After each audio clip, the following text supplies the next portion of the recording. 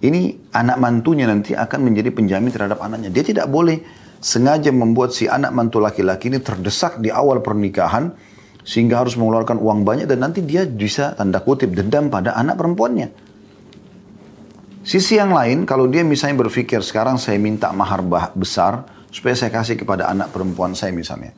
Siapa tahu nanti ada apa-apa dengan suaminya, dia sudah punya cadangan. Ini pemikiran yang negatif. Pernikahan belum berjalan sudah berpikiran negatif. Anda harus berpikir positif bahwasanya Allah subhanahu wa ta'ala mewajibkan para suami untuk menafkahi istrinya. Artinya, pindah dari rumah Anda ke rumah suaminya, maka keadaannya minimal sama, ya, pemberiannya makan, minum, atau bisa lebih daripada apa yang Anda berikan. Sebagaimana juga Anda dan saya dan beberapa orang suami tentunya yang merasa memang pelayanan istrinya baik segala macam. Mereka tidak akan perhitungan dari sisi finansial. Karena Allah subhanahu wa ta'ala meringankan hati setiap laki-laki untuk selalu ingin memberikan yang terbaik pada pasangannya. Terutama memang yang berkhidmah dengan cara baik atau melayani dengan cara baik, dengan santun.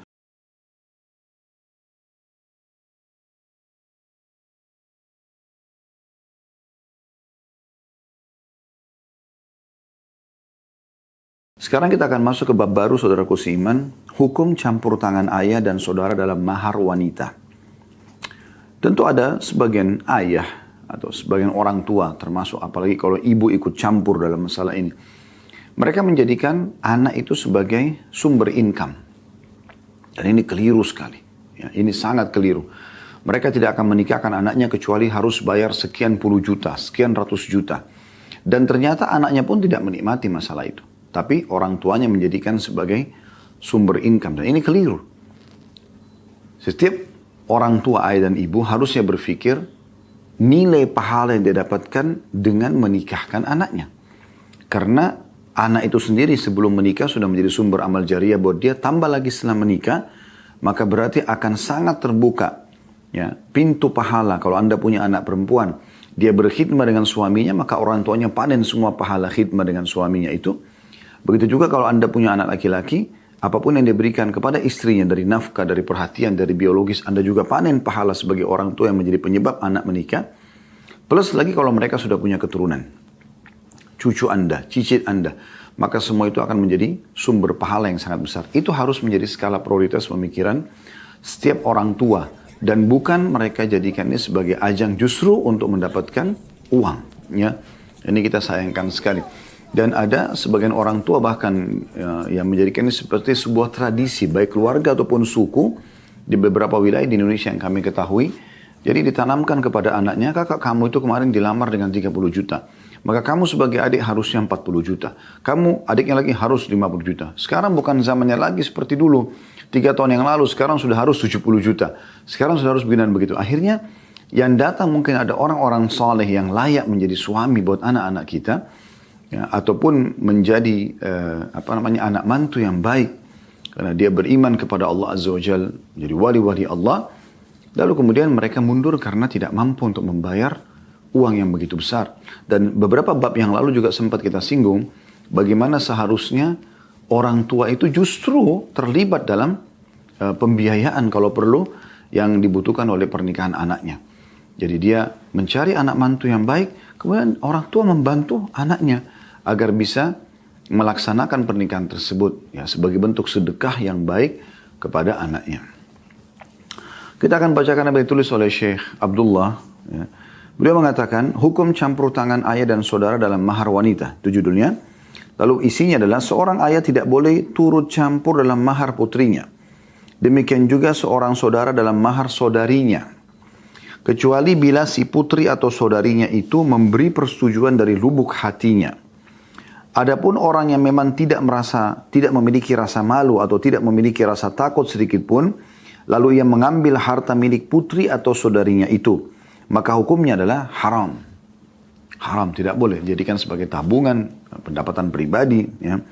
Mengambil harta dengan mengandalkan kekuasaan dan kemampuan mengintimidasi adalah haram sekali. Dalilnya adalah berbagai nas dari kitabullah, dari Al-Quran, dan sunnah Rasulullah SAW yang melarang mengambil harta orang lain kecuali dengan kerelaan pemiliknya. Seperti misalnya firman Allah SWT dalam surah An-Nisa ayat 29. yang berbunyi a'udzubillahi minasyaitonirrajim ya ayyuhalladzina amanu la ta'kulu amwalakum bainakum bil batil illa an takuna tijaratan an taradin minkum. Al-ayah. Yang artinya, hai orang-orang beriman, janganlah kamu saling memakan harta sesamamu dengan jalan yang batil, kecuali dengan jalan perniagaan yang berlaku dengan suka sama suka di antara kamu. Ya.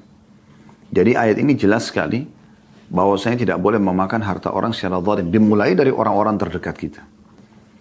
Mengambil harta pasangan misalnya, tidak boleh Anda sebagai istri lalu merasa, ini kan suami saya, pendapatan dia punya saya semua, itu keliru. Hak Anda adalah nafkah.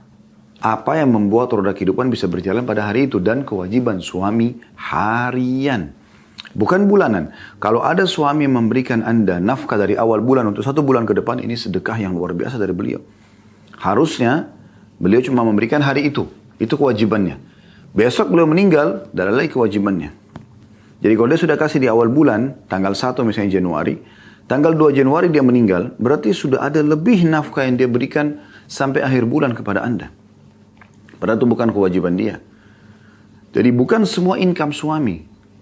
Itu penting. Begitu juga sebaliknya suami. Tidak ada hak Anda untuk mengambil warisan si istri misalnya, atau tabungan dia dengan alasan memakai untuk modal, kecuali dengan keridhoannya, memang dia mau memberikan. Seperti kasus pernah istri Abdullah bin Mas'ud radhiyallahu anhum ajma'in, beliau ingin mengeluarkan dari hartanya, kemudian beliau menanyakan kepada Abdullah bin Mas'ud, kira-kira saya berikan kepada siapa? Kata Abdullah bin Mas'ud, kenapa jauh-jauh cari orang? Saya orang tidak mampu. Istrinya kebetulan orang kaya, sementara Abdullah bin Mas'ud orang miskin gitu.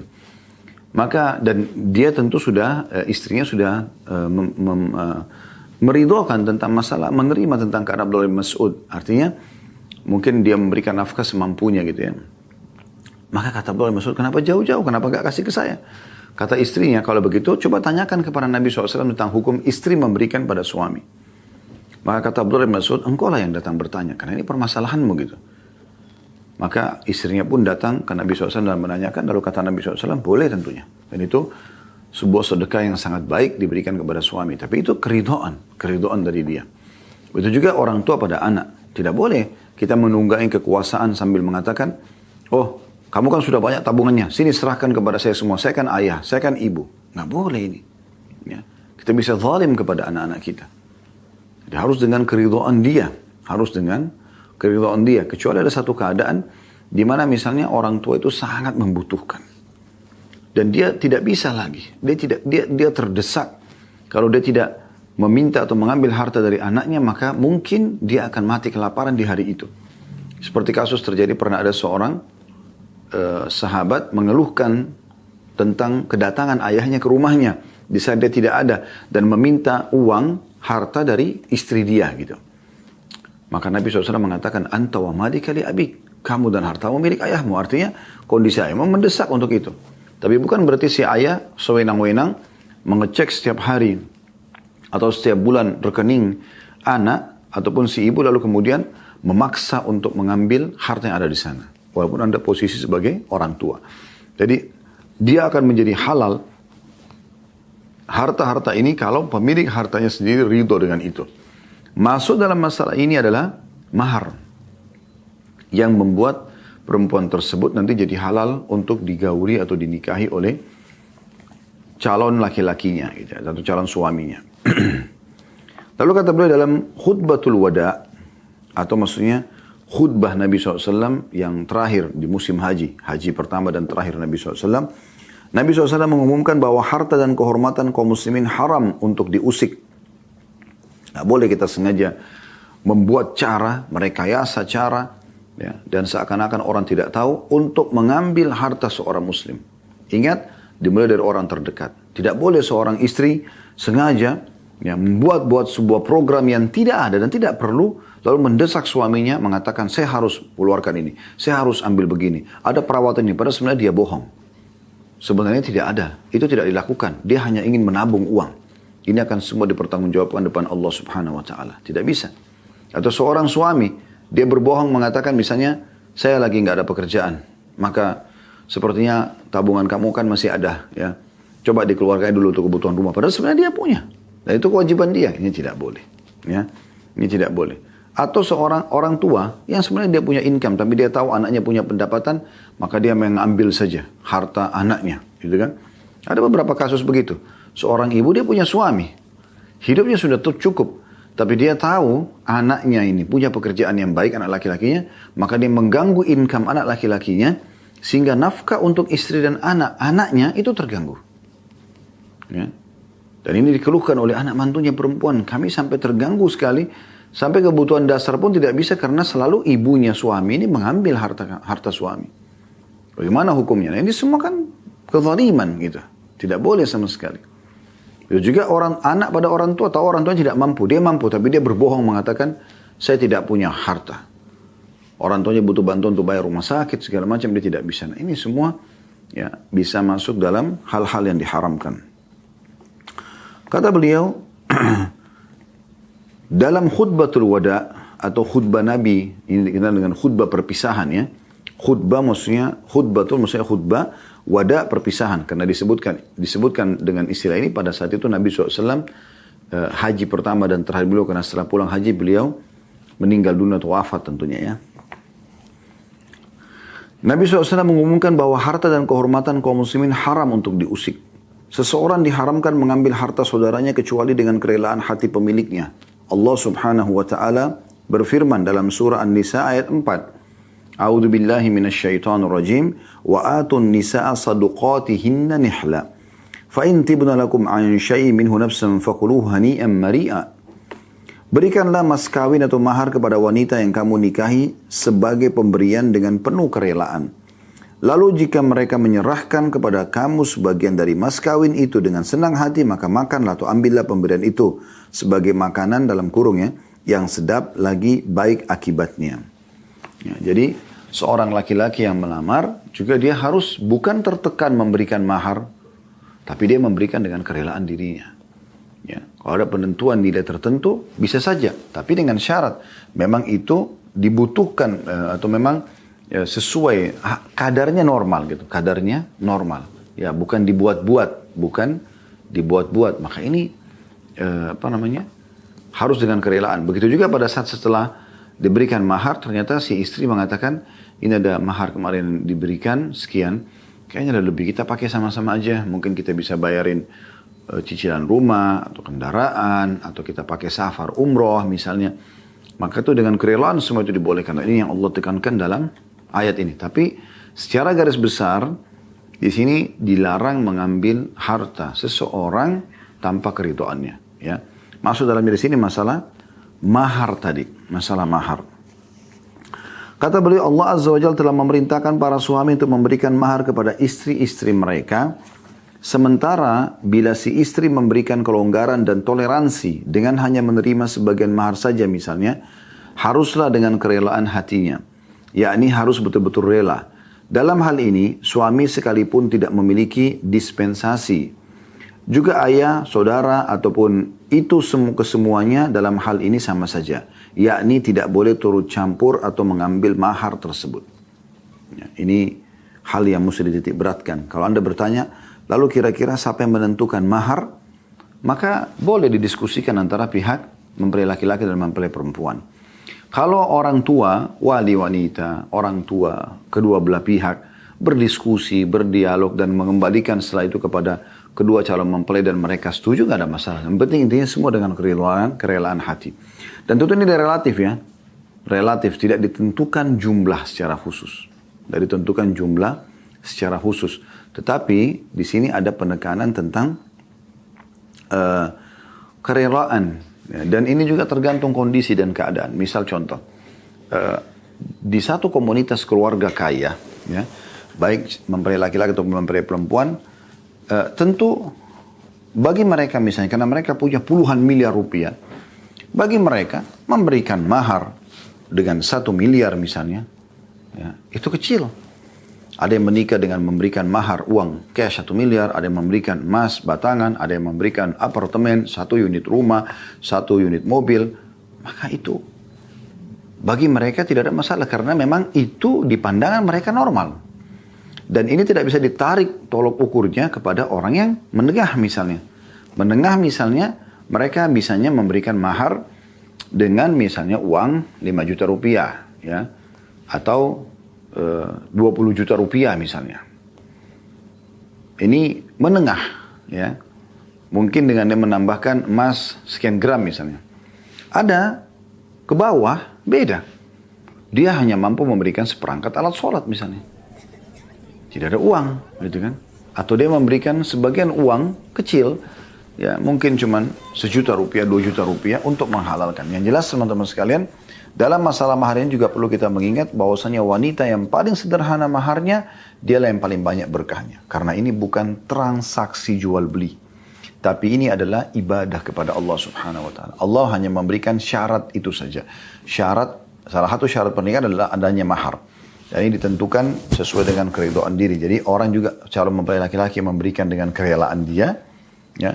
Calon mempelai perempuan juga yang menerima dengan kerelaan. Supaya semuanya ini penuh dengan berkah. Ya.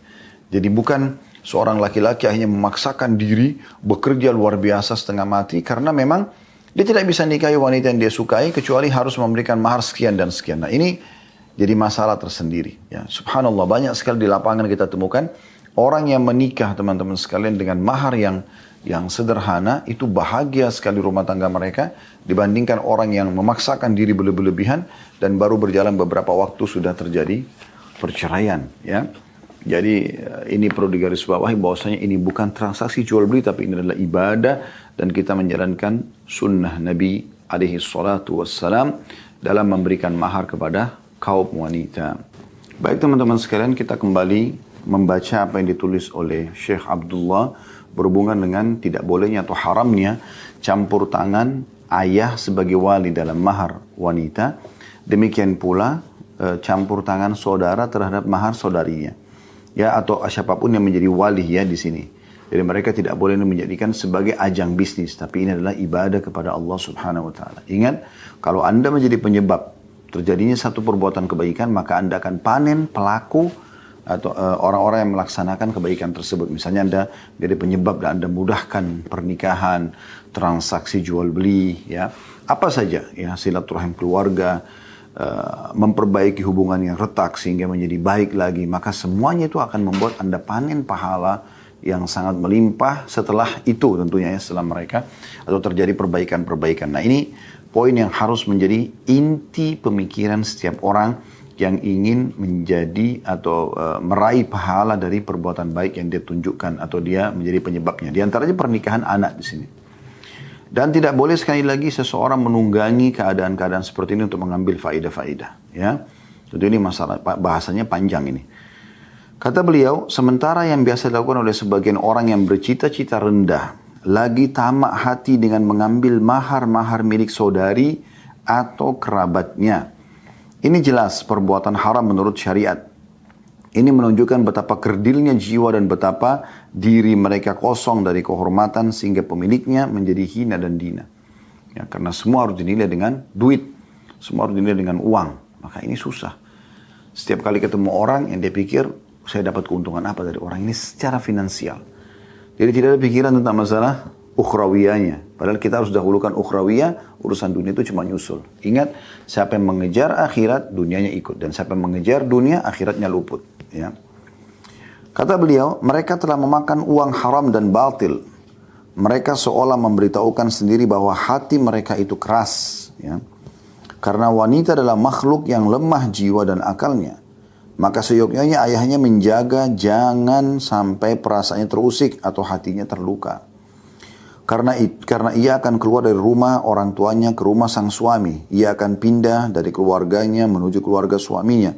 Saat pertama kali pindah bisa jadi perasaannya masih sungkan. Dan bisa saja juga si suami sekarang merasa, oh waktu saya mau nikah ini saya dipaksa nih harus bayar sekian.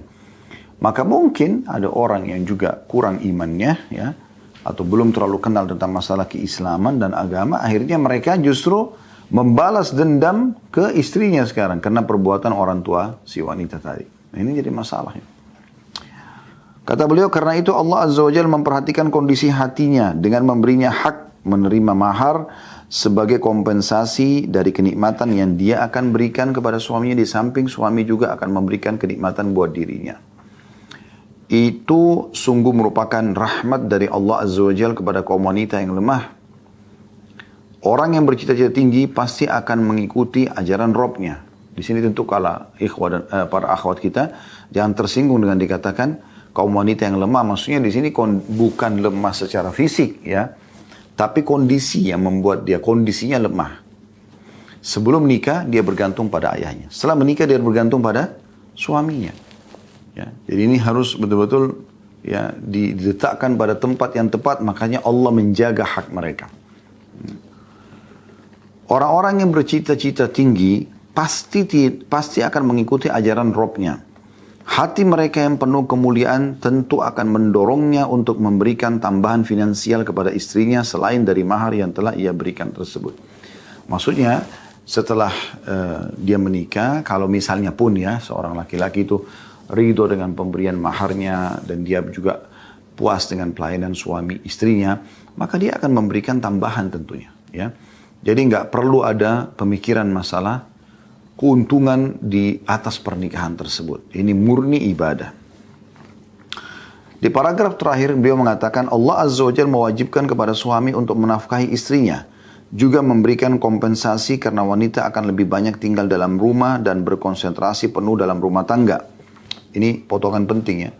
Jadi Allah Azza wa Jalla setelah menikah, mengizinkan pernikahan seorang laki-laki kepada wanita, tentu mengikuti syariat Allah Subhanahu wa taala, maka Allah menjamin si wanita tadi. Oleh karena itu, ayahnya harus memikirkan masalah ini. Ini anak mantunya nanti akan menjadi penjamin terhadap anaknya. Dia tidak boleh sengaja membuat si anak mantu laki-laki ini terdesak di awal pernikahan sehingga harus mengeluarkan uang banyak dan nanti dia bisa tanda kutip dendam pada anak perempuannya. Sisi yang lain, kalau dia misalnya berpikir sekarang saya minta mahar besar supaya saya kasih kepada anak perempuan saya misalnya. Siapa tahu nanti ada apa-apa dengan suaminya, dia sudah punya cadangan. Ini pemikiran yang negatif. Pernikahan belum berjalan sudah berpikiran negatif. Anda harus berpikir positif bahwasanya Allah Subhanahu wa taala mewajibkan para suami untuk menafkahi istrinya. Artinya, pindah dari rumah Anda ke rumah suaminya, maka keadaannya minimal sama ya, pemberiannya makan, minum, atau bisa lebih daripada apa yang Anda berikan. Sebagaimana juga Anda dan saya dan beberapa orang suami tentunya yang merasa memang pelayanan istrinya baik segala macam, mereka tidak akan perhitungan dari sisi finansial. Karena Allah Subhanahu wa taala meringankan hati setiap laki-laki untuk selalu ingin memberikan yang terbaik pada pasangnya, terutama memang yang berkhidmah dengan cara baik atau melayani dengan cara baik, dengan santun. Jangan juga menjadi seperti umumnya atau adanya kaum wanita yang kurang beriman kepada Allah Subhanahu wa taala, malah kasar dengan suaminya. Kadang-kadang bahkan minta nafkah itu dengan cara seperti orang yang sedang menagih hutang. Ya. Ingat ya besok tanggal 1. Baik. Kenapa enggak? Sebenarnya sama, tapi retorikanya berbeda. Misalnya mengatakan, Alhamdulillah, jazakallahu khairan, semoga Allah balas kebaikan untukmu suamiku. Selama ini sudah 2 tahun, 3 tahun selalu dinafkahi. Dan selalu rutin, Masya Allah, on time di tanggal 1. Sehingga saya dan anak-anak selalu mendapatkan kebutuhannya. Semoga Allah balas dengan kebaikan dan Allah lapangkan rezekinya. Tanpa harus mengingatkan besok tanggal 1. Membaca itu saja suami sudah mengatakan, oh iya. Dia lihat tanggal di mejanya, meja kerjanya, oh ternyata sudah tanggal akhir bulan nih. Besok, maka dia teringat untuk memberikan nafkah tersebut. Itu kan hal yang baik, hal yang positif. Ya. Jadi suami akan lebih sungkan dan lebih santun dengan istri yang mengetahui atau menggunakan retorika yang baik. Ya, dibandingkan nanti dia ditekan dengan kata-kata yang kasar. Memang kalau ibumu itu ya, lebih kau perhatikan. Memang kalau ponakanmu, memang kalau keluargamu. Padahal sebenarnya ujungnya mau minta uang orang gitu. Kenapa tidak dengan santun, dengan baik, dengan ramah, ya, akhlak yang baik, membahasakan dengan santun, mendoakan dulu kebaikan. Itu adalah hal yang positif, ya. Allahu a'lam. Kemudian beliau mengatakan, saya kembali membacakan paragraf terakhir. Allah Azza wa Jalla mewajibkan kepada suami untuk menafkahi istrinya. Juga memberikan kompensasi karena wanita akan lebih banyak tinggal dalam rumah dan berkonsentrasi penuh dalam rumah tangga. Ini penting. Berarti Anda kalau sudah berstatus istri, apalagi berstatus ibu, maka target utama rumah tangga Anda. Bukan karir-karir di luar rumah. Ya. Dan bukan semuanya dilimpahkan kepada PRT. Sehingga Anda berharap anak Anda menjadi hafidh Quran, orang soleh dan soleh tapi di tangan PRT, itu bisa dikatakan kecil sekali persentase keberhasilannya gitu. Itu juga rahmat lain yang Allah berikan kepada wanita. Maksudnya suaminya memberikan nafkah dan juga diberikan, masuk dalam nafkah itu tempat tinggal ya. Karena dia akan lebih banyak konsentrasi di rumah. Kesimpulannya, mahar seorang wanita itu haram untuk dimakan orang lain. Bahkan dianggap harta rendah, hina, kezaliman, dan kemungkaran. Walaupun oleh ayahnya sendiri sebagai wali atau saudaranya bila memang ayahnya sudah tidak ada yang menjadi walinya. Jadi ini adalah pendapatan yang haram. Kita akan lanjutkan nanti pertemuan akan datang insya Allah dengan beberapa catatan dan peringatan atas pelanggaran dalam akad nikah dan pesta perkawinan. Namun di kali ini insya Allah kita akan coba menambahkan informasi tentang bahayanya mengkonsumsi harta yang haram. Dan kita akan insya Allah saya akan coba baca dari buku yang lain. Ini ditulis Syekh Abdullah bin Sa'ad Al-Falih. Akibat makanan yang haram. Itu, akibat makanan yang haram. Dan ini sesuatu atau buku yang sangat unik ya. Kalau bagi saya. Buku yang kecil tapi memiliki bobot yang sangat luar biasa gitu ya. Bagaimana beliau menyimpulkan tentang pendapatan-pendapatan haram ini. Dalam sebuah buku kecil ya. Yang memang butuh untuk dibahas gitu. Bermula daripada beliau mengangkat surah Al-Mu'minun ayat 51 di mana Allah Subhanahu wa taala menyuruh kita hanya mengkonsumsi dan mencari pendapatan halal saja. A'udzu billahi minasyaitonir rajim. Ya ayyuhar rusulu kulu minat thayyibati wa'malu shalihan. Al-ayah. Wahai para rasul, makanlah dan carilah pendapatan dari yang baik-baik saja. Maksudnya yang Allah halalkan. Dan kerjakan kebajikan, sibuk dengan amal saleh setelah itu.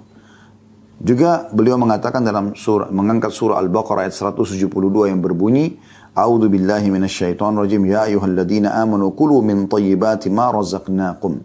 Wahai orang-orang beriman, makan dari rezeki yang baik saja yang kami berikan kepadamu. Imam Ahmad mengatakan rahimahullah, makan itu termasuk agama. Ya. Ia berargumentasi dengan kedua ayat ini. Maksudnya makan makanan halal, punya pendapatan halal, bagian daripada perintah agama. Ya, berarti kalau mencari pendapatan haram, termasuk tadi mengambil dari mahar anak, ya, atau menjadikan pernikahan sebagai ajang bisnis, ya, itu juga baik dari ayah atau ibu dan juga saudara atau saudara ataupun saudari, ini semua masuk dalam masalah ini. Kata beliau karena itu, ya, orang muslim wajib takut kepada Allah dan merasa diawasi olehnya saat berada di masjidnya ketika sholat dan berdoa, serta merasa diawasinya saat berada di tempat dagangnya, pabriknya, atau di atas kursi kerjanya, ya, bahkan di setiap lini kehidupannya. Ia takut kepada Allah hanya mencari yang halal saja dan tulus tulus dalam bekerja. Dan itu berjalan sesuai dengan sabda Nabi SAW, Ittaqillah haitsuma kunt. Bertakwalah kepada Allah, ya, dimanapun dan bagaimanapun kamu berada. Orang muslim itu akan dimintai pertanggungjawaban atas semua perbuatan dan perangainya, serta dicatat dalam buku catatan amal yang tidak meninggalkan yang kecil maupun besar. Nabi SAW telah mengingatkan di dalam sebuah hadis yang diriwayatkan oleh Tabarani dan juga Al-Bazzar dengan sanad sahih. Kata Nabi SAW, "Lan tazula qadama 'abdin yaumil qiyamah hatta yus'alu an arba'ah." Tidak akan tergelincir kedua telapak kaki hamba pada hari kiamat hingga ditanya tentang 4 perkara. An umurihi fima afnah, tentang umurnya, untuk apa dia habiskan, waktunya. Dia pakai untuk apa saja waktunya. Wa an syababihi fima ablah, dan masa mudanya dia pakai untuk apa? Karena dia masih energik, ya. Wa an malihi min aina iktasabu fima anfaqah, dan hartanya dari mana dia dapatkan dan kemana dia keluarkan. Itu Allah akan tanya semua, ya. Termasuk memakan yang bukan hak Anda. Ini sedang dibahas sekarang, mahar anak aja nggak boleh, ya. Wa an ilmihi madza amila fihi, dan ilmunya, ya, untuk apa atau apakah dia telah amalkan, Kata penulis ini, saya bacakan kembali ya, Abdullah bin Sa'ad Al-Falih mengatakan dalam buku ini, apakah engkau tahu, wahai saudaraku sama muslim, bahwa engkau akan dimintai pertanggungjawaban pada hari kiamat tentang segala sesuatunya. Di antaranya adalah tentang harta. Engkau akan ditanya tentangnya dengan pertanyaan dari mana engkau mendapatkannya dan untuk apa engkau nafkahkan. Dari mana engkau dapatkan, kemana engkau keluarkan. Ingat, semua pendapatan haram tidak ada keberkahannya. Bahkan akan mendatangkan efek-efek negatif. Kata beliau, selamat bagi siapa saja mencarinya dari jalan-jalannya yang disyariatkan dan menafkahkannya pada aspek-aspek yang disyariatkan. Yaitu menafkahkan untuk dirinya sendiri dan keluarganya dengan tidak berlebihan dan tidak pula kikir. Ini konsep dasar syariat ya. Kita mencari pendapatan dan mengeluarkannya. Tidak berlebihan dalam semua itu. Orang ini diberi pahala atas perkara itu. Ia tidak lupa akan hak Allah di dalamnya berupa zakat dan selainnya berupa aspek-aspek kebajikan, menyambung hubungan dan berbuat kebajikan. Sebaik-baik harta adalah hartanya dan orang ini mendapatkan kedudukan yang paling utama. Sebaliknya, celakalah bagi siapa yang mencarinya dari jalan-jalan yang diharamkan atau bersyubhat berupa kecurangan, riba, transaksi-transaksi yang diharamkan, undian, tipu daya untuk mengambil harta orang lain secara batil, makan harta anak yatim atau janda dan orang miskin, kemudian menafkahkannya dalam aspek-aspek keharaman berupa alat-alat hiburan, minuman keras, narkoba, atau bepergian ke negeri-negeri kafir atau negeri-negeri yang menghalalkan segala macam hingga mendapatkan keharaman yang diinginkan nafsu dan syaitan. Atau berfoya-foya dan menghambur-hamburkan harta bukan pada tempatnya. Karena orang ini adalah saudara syaitan. Sebagaimana Allah sebutkan dalam surah Al-Isra ayat 27 yang berbunyi a'udzubillahi minasyaitonirrajim innal mubadzirina kanu ikhwana syayatin wa kana asyaitanu rabbih kafura. Sesungguhnya orang-orang yang memboros orang yang boros atau yang mengeluarkan harta bukan pada tempatnya. Pada hal-hal yang haram masuk dalam masalah ini adalah saudara-saudara syaitan.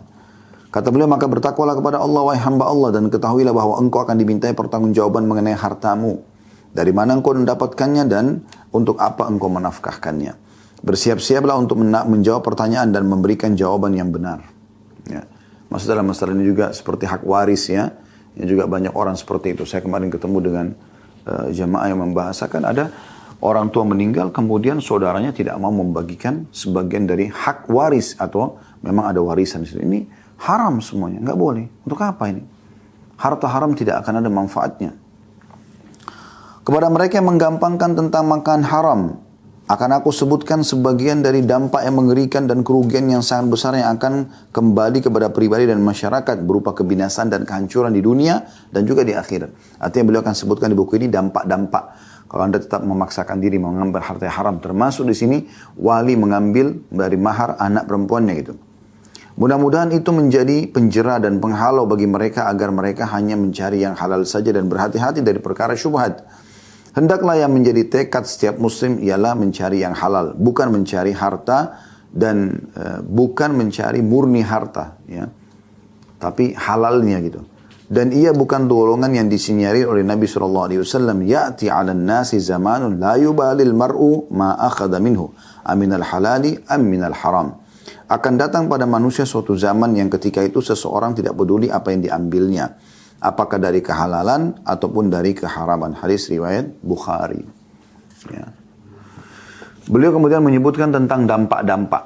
Nah, dampak pendapatan haram. Jadi selain membahas tentang memang haramnya seorang wali, apakah itu ayah atau saudara terhadap saudari, ayah terhadap anak perempuannya atau saudara terhadap saudarinya. Kalau ini orang-orang yang bisa menjadi wali aja nggak boleh, apalagi orang yang tidak bisa jadi wali kayak ibunya, tantenya, saudarinya, ini semua tambah tidak boleh hukumnya.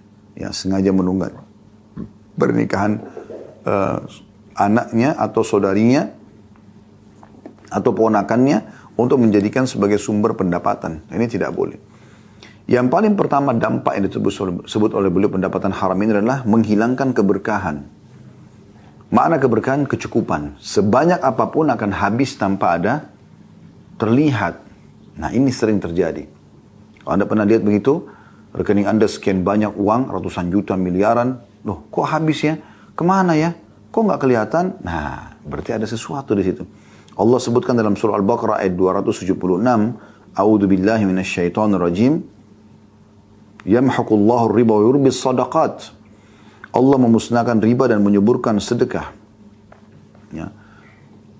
Di sini riba adalah mewakili sesuatu pendapatan yang haram. Juga sabda Nabi SAW, al-bayyani bil khiyari ma lam yatafarraqa fa in sadaqa wa bayyana burika lahuma fi bai'ihima wa in katama wa kadaba muhikat barakatu bai'ihima.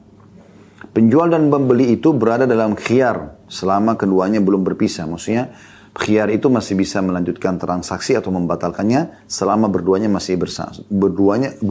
belum berpisah, pembeli dan penjual. Jika keduanya jujur dan transparan, maka keduanya diberkahi dalam jual belinya. Sebaliknya, jika menyembunyikan dan berdusta, maka dihapuskan keberkahan jual belinya. Hadis riwayat Bukhari dan juga An-Nasai. Ya, artinya di sini, kalau Anda transparan, Anda jujur apa adanya dan niat memang mengejar yang Allah halalkan, maka Allah akan berkahi. Tapi kalau tidak akan diangkat keberkahan. Walaupun yang dijual mobil bekas, tapi karena jujur dan transparan, maka laku dengan baik.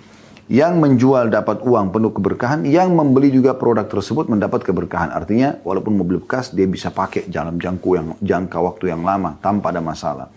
Sebaliknya kalau mereka bohong dan berdusta atau bahasa lainnya bohong dan tidak transparan, maka Allah mengangkat keberkahannya. Walaupun laku, maka mobil itu akan bermasalah, uang yang diambil juga tidak terlihat, ya, dipakai untuk apa saja, maka ini ada efek ini yang banyak orang tidak lihat, ya.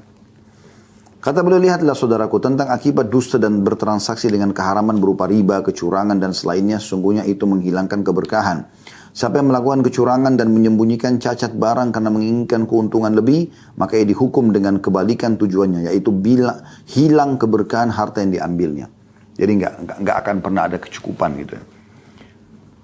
Yaitu hilang keberkahan harta yang diambilnya. Meskipun bertambah secara kuantitas, tapi tiada keberkahan di dalamnya. Dan ia didera musibah, petaka, penyakit, atau suatu peristiwa. Lalu ia membelanjakan harta tersebut untuk mengatasi musibah yang menimpahnya. Nah, jadi kadang-kadang orang gitu lupa, dia ambil uang sekian miliar, oh dia untung nih. Dia telah mengambil dari mahar anaknya atau dari calon anak mantunya dia tekan misalnya, atau dia mengambil dari hak waris, atau dia mengambil dari kantornya, atau dia mengambil dari sebuah proyek, apalah ya, yang bukan haknya. Maka dia pikir dia akan untung dari situ. Padahal sebenarnya Allah Subhanahu Wa Taala akan membuat nanti dia ditimpa sebuah penyakit, wa na'udzubillah, dan harta itu habis untuk membiayai penyakitnya saja. Itu banyak sekali terjadi, ya. Namun jika dia jujur dan menjelaskan cacat barang serta tulus kepada saudaranya sama muslim, maka harga barang itu menjadi sedikit, tapi Allah Ta'ala memberkahi harta tersebut. Banyak orang pada masa sekarang mengeluhkan sedikitnya keberkahan harta, padahal hartanya banyak. Dan kata Nabi SAW, al-halifu munafiqatun lis-sil'ati mumhikatun lil-baraka. Hadis riwayat Bukhari. Sumpah untuk melariskan barang dagangan, ya, sumpah itu bisa melariskan barang dagangan, tetapi menghilangkan keberkahan. Bersumpah, yaitu bersumpah atas jual beli. Dan ini tidak boleh. Memang dapat melariskan barang dagangan, yaitu terjual dengan harga yang mahal atau banyak, tapi tidak ada keberkahan pada harta tersebut. Lalu apa gunanya? Banyak pebisnis, kata beliau, pada masa sekarang mengalami kebangkrutan dan hutang mereka menumpuk, tidak lain karena sebabnya muamalah yang diharamkan, terutama transaksi riba. Semoga Allah lindungi kita. Tentu ini beliau membahas secara umum ya tentang harta haram. Tapi yang kita titik beratkan memang harta haram sangat luas bahasanya. Di antaranya bahasan tentang masalah kita mengambil hak harta orang lain secara batil. Doa juga yang kedua, dampaknya doa tidak dikabulkan. Beranjak daripada hadis Nabi SAW yang beliau ucapkan kepada sahabat yang mulia Sa'ad bin Abi Waqqas radhiyallahu anhu, ya Sa'du atib mat'amaka takun mustajabat da'wah. Wahai Sa'ad, perbaikilah makananmu, niscaya doamu terkabulkan. Hadis riwayat Tabarani. Dalam hadis juga Nabi SAW bersabda, وَقَدْ ذَكَرَ رَجُلُ يُطِيلُ السَّفَرَ أَشْعَثَ أَكْبَرَ يَمُدُّ يَدَيْهِ إِلَى السَّمَاءِ يَا رَبِّي وَمَطْعَمُهُ حَرَامٌ وَمَشْرَبُهُ حَرَامٌ وَمَلْبَسُهُ حَرَامٌ وَغُذِيَ بِالْحَرَامِ فَأَنَا يُسْتَجَابُ لِذَلِكَ.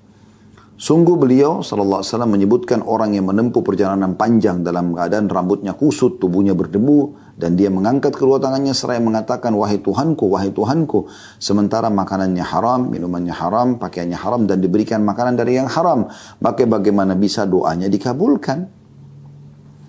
Kata beliau, perhatikanlah, semoga Allah merahmatimu wahai saudaraku, pengaruh makan haram dalam menghalangi terkabulnya doa.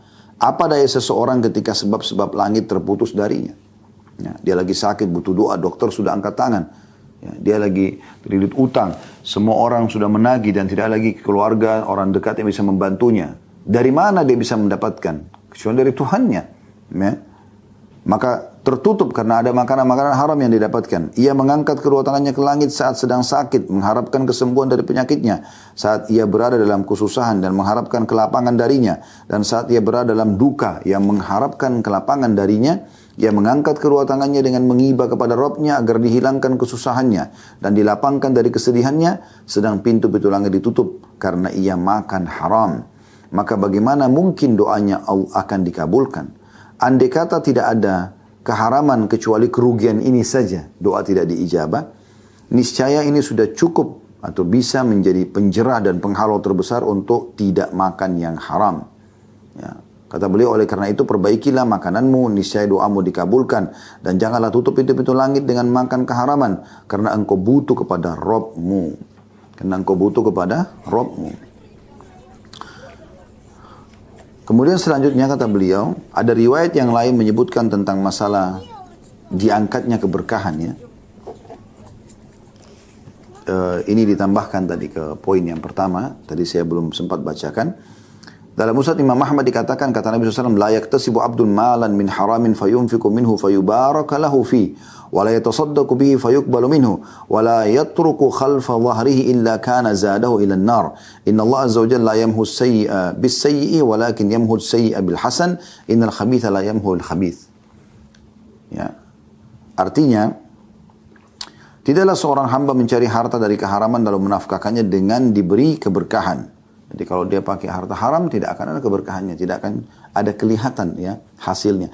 Dan tidaklah menyedekahkannya lalu diterima sedekahnya, serta tidaklah yang meninggalkannya di belakang punggungnya melainkan ia semakin menambahnya ke neraka. Sesungguhnya Allah tidak menghapus keburukan dengan keburukan, tapi menghapus keburukan dengan kebaikan. Sesungguhnya keburukan tidak akan menghapus keburukan yang lainnya. Ya. Abdullah bin Mas'ud mengatakan, Abdullah bin Umar radhiyallahu anhu mengatakan, ini kata-kata luar biasa, sungguh menolak 1/6 dirham dari keharaman, 1/4 dirham. Jadi kalau Anda punya 1.000 rupiah dibagi lagi 4, 250 rupiah saja. Menolak sumber haram yang sekecil itu lebih baik daripada 100.000 dirham yang dinafkahkan di jalan Allah. Jadi menolak jumlah yang kecil, misalnya 250 rupiah yang haram, ini kita tahu ini haram kayaknya, udah saya nggak mau tinggalkan. Itu lebih besar pahalanya dan lebih mulia di sisi Allah daripada orang berinfak dengan ratusan kali lipat dari jumlah itu. Misalnya dia berinfak dengan 10 juta rupiah. Menolak sedikit yang haram masih lebih afdal. Abdullah bin Mubarak rahimahullah, seorang ulama tabi'in mengatakan, sungguh jika aku menolak 1 dirham dari syubhat, lebih aku sukai daripada menyedekahkan 600 dirham. Jadi aku menolak 1 dirham dari syubhat, kayaknya ini haram gak deh, saya gak mau ambil. Lebih aku cintai, lebih aku sukai daripada aku berinfak 600.000 dirham. 1 dirham tolak yang haram, lebih aku sukai daripada aku berinfak dengan 600.000. Jadi Anda menolak 1.000 rupiah haram, lebih disukai oleh Abdullah bin Mubarak daripada ya Anda bersedekah dengan 600 ya ribu rupiah gitu. Jadi itu bagaimana mereka luar biasa menjaga ya pendapatan-pendapatan mereka ini. Yang ketiga, bisa merusak hati seseorang pendapatan haram itu. Sebagaimana sabda Nabi SAW, ala inna fil jasadi mudgha, idha salahat salahal jasadu kullu, wa idha fasalat fasalal jasadu kullu, ala wahiyal qalbu. Ingatlah bahwa dalam tubuh terdapat segumpal daging. Jika dia baik, maka seluruh tubuh menjadi baik. Dan jika rusak, maka seluruh tubuh akan menjadi rusak. Ketahuilah itu adalah hati. Hadis riwayat Bukhari Muslim. Ibnu Hajar berkata tentang hadis ini, rahimahullah. Di dalamnya terdapat peringatan supaya mengagungkan nilai hati dan menganjurkan supaya memperbaikinya. Serta mengisyaratkan bahwa penghasilan yang baik memiliki dampak. Penghasilan yang baik memiliki dampak terhadap kebaikan hati seseorang. Jadi hati orang mudah sulit khusyuk ya, keras hatinya, suka kasar, ini semua termasuk pengaruh dari masalah pendapatan-pendapatan yang haram tersebut. Imam Ahmad mengatakan rahimahullah, waktu ditanya dengan apa hati bisa menjadi lunak, banyak daripada hadis ini ya, karena kalau hatinya baik lunak ya, maka akan baik semua urusannya. Kalau buruk maka buruk semuanya. Maka beliau mengatakan dengan pendapatan halal. Dengan pendapatan halal. Ya. Yang keempat, pendapatan haram itu bisa mendatangkan kegelisahan, ya, kebimbangan, kehinaan. Kalau seseorang misalnya mengambil sesuatu yang haram, misal dia mengambil uang 1 juta rupiah tapi haram, bukan hak dia. Setiap kali dia dengarkan ya, angka 1 juta dia ketakutan sendiri. Kenapa dia tidak hidup apa adanya? Pas. Ya, ya Allah kasih begitu ya sudah begitu. Jangan terpengaruh dengan casing dan kemasannya. Karena itu semua cuma kemasan saja. Kemasan. Kita makan, orang makan pakai piring emas dengan orang makan pakai daun pisang, beda kemasan. Intinya kan makan. Judulnya kan makan. Beda kualitas makanannya, iya, sesuai dengan kemampuan, tapi tetap saja makan. Ya. Jadi jangan terpengaruh dengan casingnya. Yang penting target kita tercapai. Makan ya makan, tidur ya tidur. Makanya Anda lihat orang-orang yang susah, bahkan kadang-kadang makan bekas orang, tidur di trotoar jalanan, ya di pinggir jalanan, mereka bisa nikmat saja tidurnya, gitu kan? Tidak ada masalah karena mereka tidak terbebani dengan itu. Kemudian yang kelima, ancaman dengan siksa yang keras pada hari kiamat. Beliau mengangkat contoh di sini tentang masalah memakan harta anak yatim, ya. Dari surah An-Nisa ayat 10. A'udzu billahi minasyaitonir rajim. Innal ladzina ya'kuluna amwalal yatama dzulman innama ya'kuluna fi butunihim nara wa sayaslawna sa'ira. Sesungguhnya orang-orang yang memakan harta anak yatim secara zalim sebenarnya mereka itu menelan api dalam perutnya dan mereka akan masuk ke dalam api yang menyala-nyala. Dan neraka jahanam itu ya. Jadi maksudnya di sini orang makan harta anak yatim maka akan disiksa dengan api neraka. Dan umumnya itu khususnya umumnya semua harta haram membawa kepada siksa ya, karena ada hadis Nabi SAW dalam hadis Tabarani, ayyuma lahmin nabata min suhtin fannaru awla bihi. Beliau mengangkat hadis ini ya, daging manapun yang tumbuh dari pendapatan haram maka neraka lebih patut baginya. Nah, jadi bisa membawa ke dalam api neraka. Ini efek yang kelima gitu, efek yang kelima. Jadi ini kecelakaan yang luar biasa gitu. Bagaimana efeknya sangat besar terhadap hal-hal yang mendatangkan harta yang haram ini ya. Dan tentu banyak sekali ya, beliau angkat di sini ada contoh-contoh tentang bagaimana Nabi SAW pernah gelisah tidur di satu malam ya. Kemudian dilihat oleh salah satu istri beliau ya, kemudian istrinya menanyakan, kenapa ya Rasulullah Anda gelisah ya. Kemudian beliau menceritakan, beliau menggambarkan dalam riwayat, kalau saya dalam riwayat Bukhari Muslim ya, kalau saya tadi masuk ke dalam rumah dan saya temukan ada satu kurma yang tergeletak, lalu aku memakannya gitu. Dan aku khawatir itu jangan sampai adalah kurma sedekah. Artinya bukan untuk beliau, tapi untuk disedekahkan. Begitu juga dengan Abu Bakar radhiyallahu anhu pernah memiliki seorang budak yang beliau bebaskan bekerja, terserah mau kerja di mana saja. Dan sebagai bentuk penghormatan terhadap budak tersebut, kalau dia sudah ada income hari itu, dia beli makanan lalu dia tawarkan untuk makan bersama Abu Bakar. Abu Bakar duduk makan bersama dia. Dan selalu Abu Bakar nanyakan, dari mana nih? Dari mana pendapatan kamu? Kamu kerja apa hari ini? Gitu kan. Satu waktu Abu Bakar lupa nanya. Tidak nanya kepada dia tentang masalah apa yang dia, dari mana sumbernya. Lalu kemudian setelah makan baru Abu Bakar tanya, ini tadi yang kita makan ini dari mana? Kamu kerja apa hari ini? Dia bilang, di masa jahiliyah dulu saya pernah pura-pura jadi dukun. Pura-pura jadi dukun.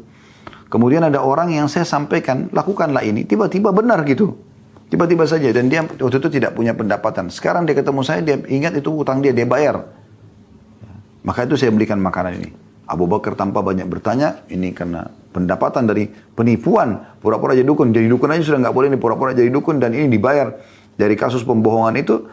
Maka beliau mengorek, memasukkan telunjuknya ke dalam tenggorokannya lalu memuntahkan makanan tersebut. Sa'ad bin Abi Waqqas berkata radhiyallahu anhu, tidaklah aku mengangkat satu suap ke mulutku, melainkan aku dalam keadaan mengetahui dari manakah datangnya dan dari manakah keluarnya. Ya.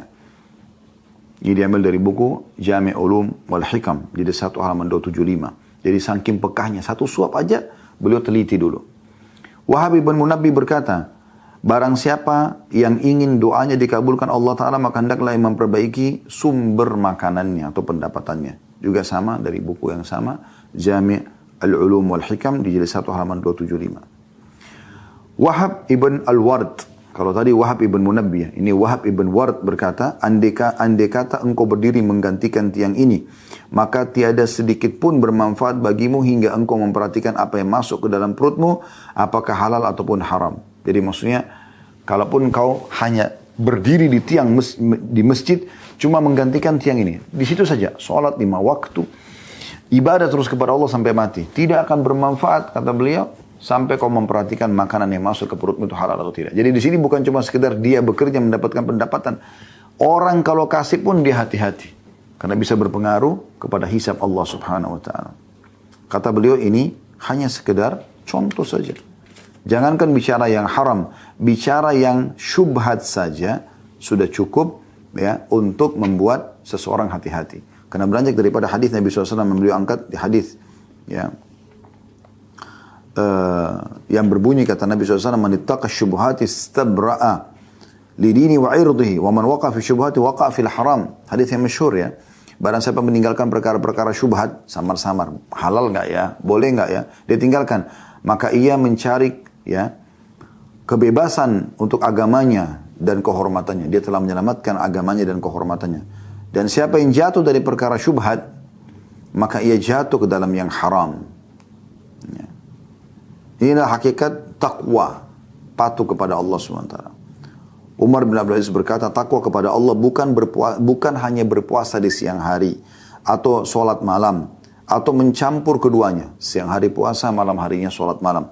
Tapi takwa sebenarnya, puncaknya adalah, ia meninggalkan apa yang diharamkan Allah dan melaksanakan apa yang diwajibkan Allah.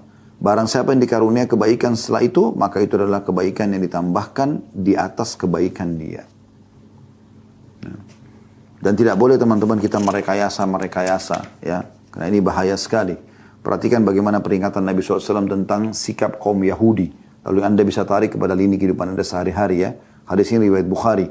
Kata Nabi SAW, qatalallahu al-yahuda lamma harramallahu alaihim syuhumuha jamaluhu thumma ba'uhu fa'aqaluha. Semoga Allah membinasakan kaum Yahudi. Ketika Allah mengharamkan kepada mereka lemak bangkai, mereka menyiasatinya, kemudian mereka menjualnya lalu memakan harganya. Ya, jadi artinya orang-orang Yahudi ini tidak boleh makan lemak pada saat itu, maka mereka merekayasa, mencairkannya, menjadikannya sebagai minyak, lalu mereka jual dan mereka tetap ambil. Dengan alasan, kan sudah bukan lemak lagi. Nah, padahal sebenarnya dasarnya sudah jelas. Gitu. Maka ini dilaknat oleh Allah subhanahu wa ta'ala ya. Dan cukup banyak di akhir buku ini beliau menyebutkan tentang contoh-contoh yang bisa diambil pelajaran. Orang-orang kadang-kadang merekayasa keadaan-keadaan sehingga akhirnya mereka masuk dalam hal-hal yang haram. Gitu ya. Tinggal yang terakhir teman-teman sekalian, ada beliau angkat yang sangat menarik, yaitu bagaimana orang yang diuji dengan harta haram bisa membebaskan diri dan bertobat kepada Allah. Ya. Jadi dititik beratkan taubat nasuha itu ya, dengan 3 syarat, yaitu meninggalkan dosa itu, tidak lagi melanjutkan, menyesali dan juga berjanji sama Allah tidak mengulanginya. Ya, ini kalau berhubungan dengan hak Allah. Ditambah kalau hak manusia, Anda pernah mengambil harta orang lain, Anda pernah memukul orang lain, maka ini harus Anda merusak citra orang lain dengan ghibah dan fitnah. Maka Anda taubatnya ditambah syarat yang keempat. Selain meninggalkan dosa itu, menyesali dan juga janji sama Allah tidak akan mengulanginya, ditambah yang keempat, Anda memperbaiki nama dia kalau Anda pernah merusak nama baiknya, Anda meminta kehalalannya kalau Anda pernah mengambil harta, atau Anda mengembalikan, atau Anda kisos ya, kalau Anda pernah menyakiti fisiknya, minta supaya dia maafkan, atau kalau tidak dia lakukan hal yang sama kepada Anda. Kalau Anda akan ada hisab pada hari kiamat nanti. Makanya hadis Nabi SAW yang sangat masyhur ya, dia tutup dengan ini, hadis yang diriwayatkan oleh Imam Muslim, kata Nabi SAW, atadruna manil muflis, atadruna mal muflis. Apakah kalian tahu siapa orang yang bangkrut itu? Qalu al-muflisu fina man la dirham lahu wala mata'. Maka mereka menjawab, para sahabat, orang-orang yang bangkrut di antara kami adalah orang-orang yang tidak memiliki dirham dan juga perkakas. Faqala innal muflisa min ummati ya'ti yawmal qiyamati bi salatin wa siyamin wa zakatin. Bukan itu kata Nabi SAW. Orang yang bangkrut sebenarnya dari umatku ialah orang yang datang pada hari kiamat membawa lengkap pahala solat, puasa dan zakat. Wa ya'ti wa qad syatama hadha. Tapi dia juga datang dalam membawa pernah mencaci maki orang yang ini. Wa kadzafa hadza, dan menuduh orang yang ini. Wa akala mala hadza, dan memakan harta orang yang ini. Wa safaka dama hadza, dan menumpahkan darah orang yang ini. Maksudnya orang-orang yang datang pada hari kiamat semua ini, ya, yang pernah dia caci maki, yang pernah dia tuduh, yang pernah dia ambil hartanya, yang pernah dia tumpahkan darahnya. Wa daraba hadza, dan pernah memukul orang yang ini.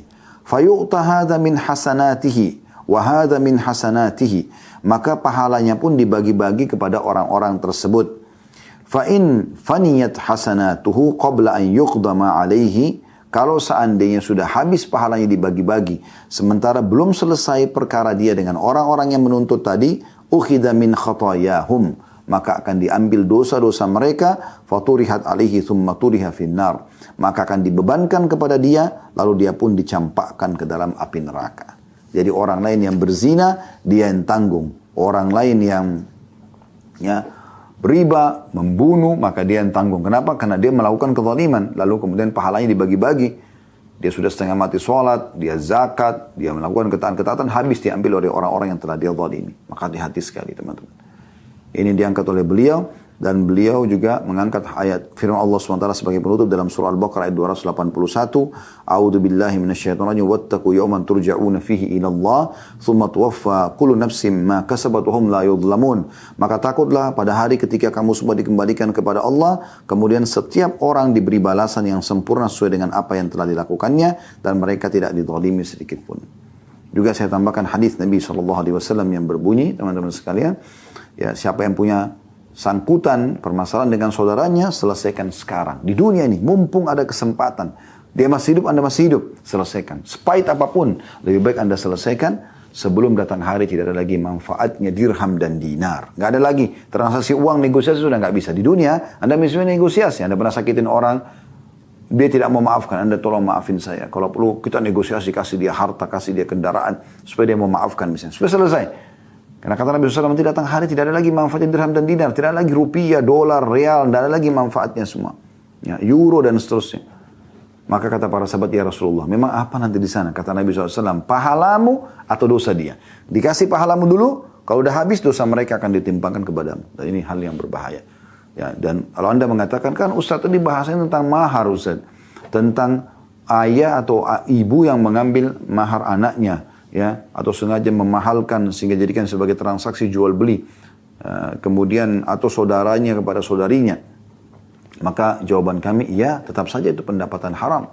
Bukankah Allah mengatakan dalam Al-Quran, A'udzu billahi minasyaitonir rajim, yauma yafirru mar'u min abihi wa ummihi wa abihi, pada hari kiamat nanti orang lari dari ayahnya dan ibunya, wa sahibatihi wa bani, dari pasangan hidup dan anak-anaknya, likulli imri'in minhum yawma idzin sya'nun yughni. Pada hari itu orang ingin menyelamatkan dirinya masing-masing. Maka hati-hati saudaraku, ini poin penting yang harus diperhatikan. Allahu a'lam.